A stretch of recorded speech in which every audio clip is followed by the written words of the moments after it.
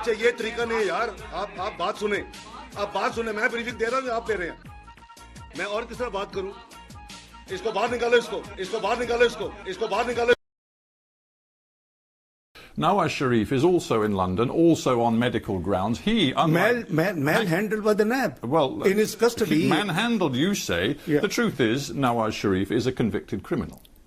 Well, I hope you know that both cases in which he has been convicted, in both judgments, it has been written that the prosecution has not been able to prove any corruption, any kickback, any loss to the exchequer. So what else we want? I'm sorry, sir, but it is quite clear that he is a convicted criminal. And again, the Accountability Court, which works alongside the National Accountability Bureau, found against Mr. Sharif. I believe he was given a 10-year sentence, and it was reduced ultimately to 7 years. He was then allowed to come to London on medical grounds, the same medical grounds that brought you to London too. So here the two of you sit.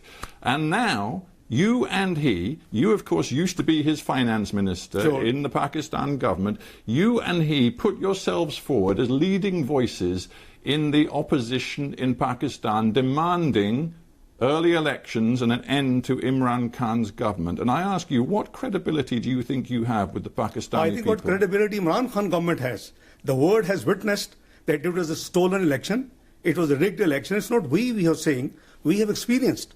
All pre-poll 2018 surveys indicate the PMLN will win.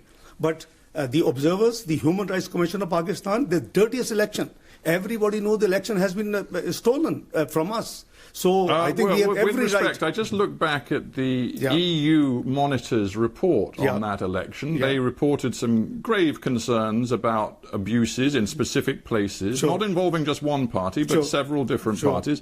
But the final and ultimate conclusion was that they believed the result was credible, that Imran Khan's election victory in 2018 was credible. That was the conclusion of the EU report. Then you haven't read all the reports. The Human Rights Commission of Pakistan. You can cherry pick the most negative. I'm telling you that the EU monitors, highly respected, independent monitors, looked at everything that happened in Pakistan, and they concluded that Imran Khan's victory was credible.